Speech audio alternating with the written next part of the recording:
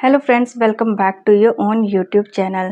सो guys, आज का topic है कि यूट्रस को हेल्दी रखने के लिए आप क्या कर सकती हैं। तो मैं कुछ आपको 7 पॉइंट्स बताऊंगी जिससे आप यूट्रस को अपने हेल्दी रख पाए, यानी बच्चेदानी को हेल्दी रखें और आपका पीरियड रेगुलर रहे और आप नेचुरली अच्छे से कंसीव भी कर पाएँ।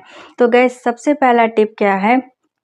सबसे पहला टिप ये है कि आपको लाइट एक्सरसाइज करनी पड़ेगी, चाहे आप वो योगा के फॉर्म में करें या फिर थोड़ी सी वॉकिंग करें या फिर जॉगिंग करें। गैस, क्या होता है, अगर आप लंबे टाइम तक बैठी रहती हैं तो आपका प्रॉपर ब्लड सर्कुलेशन नहीं होता है, जिसका इफेक्ट आपके पेल्विक एरिया पे भी पड़ता है। ठीक है, जब नीचे के एरिया पे इफेक्ट पड़ेगा तो प्रॉपर ब्लड सप्लाई नहीं होगी, ब्लड सर्कुलेशन नहीं होगा, जिसकी वजह से आपको एंडोमेट्रियोसिस होने के चांसेस भी रहते हैं और बच्चेदानी में सूजन आने के भी चांसेस रहते हैं। तो गाइज, एटलीस्ट आपको 30 मिनट्स पर डे वॉकिंग करना है। अगर आप मान लीजिए बहुत ज़्यादा वर्किंग वुमेन है, आपको टाइम नहीं मिल रहा है कोई भी काम करने का, तो आप 10-10 मिनट सुबह, दोपहर और शाम, ठीक है, ऐसे 10-10 मिनट टाइम निकाल के वॉकिंग करिए या फिर योगा करिए। बट गाइज, अगर आप आधा घंटा एट ए टाइम करेंगी तो वो ज़्यादा बेनिफिशियल रहेगा आपके लिए। सेकेंड चीज़ क्या है गाइज, आपको बैलेंस डाइट लेना पड़ेगा। बैलेंस डाइट कैसे लेंगे आपको डे टू डे लाइफ में आपको ग्रीन वेजिटेबल्स ऐड करना पड़ेगा, प्रोटीन रिच डाइट लेना पड़ेगा, फ्रूट्स लेना पड़ेगा, होल ग्रेन्स लेना पड़ेगा।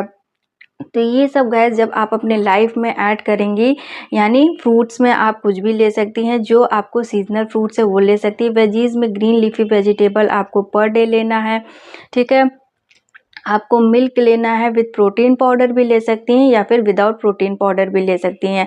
बट गाइज, अगर आपको प्रोटीन लेना है तो आप इसमें चना भी ले सकती हैं, टोफू भी ले सकती हैं, इसके साथ साथ पनीर भी ले सकती हैं।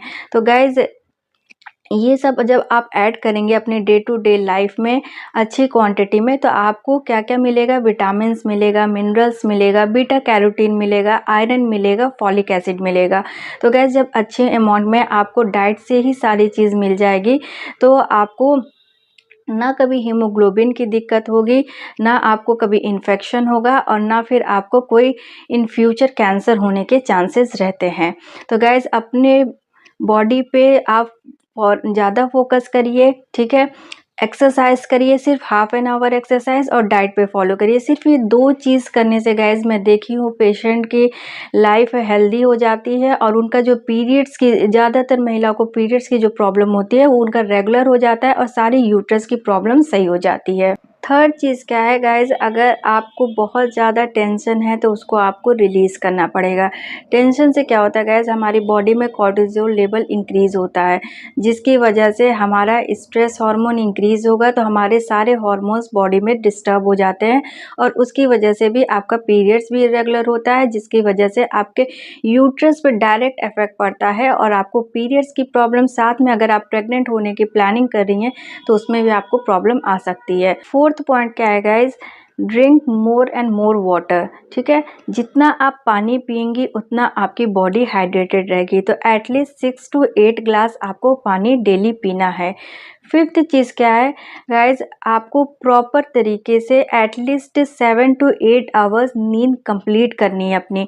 अगर आप नींद कंप्लीट नहीं करेंगे तो इसका डायरेक्ट इफेक्ट हमारे हार्मोन्स पे पड़ता है। हमारी बॉडी में बहुत तरीके के हार्मोन्स होते हैं, बट गाइज, अगर आपका यूट्रस में जो हार्मोन होता है, एस्ट्रोजन, प्रोजेस्टेरोन हार्मोन, ये अगर आपका डिस्टर्ब हो गया तो गाइज आपके पीरियड्स इरेगुलर होंगे, साथ में जितनी भी बच्चेदानी की प्रॉब्लम है, या तो अगर इरेगुलर पीरियड्स हो गए, आपके पीरियड्स कम आने लगे, ठीक है, यानी हार्मोनल इश्यूज अगर होने लगे तो आपको यूट्राइन फाइब्रॉइड भी हो सकता है, एंडोमेट्रियोसिस भी हो सकता है और आगे चल के अगर यही मेंटेन रहा ज़्यादा दिन तक तो आपको कैंसर भी हो सकता है।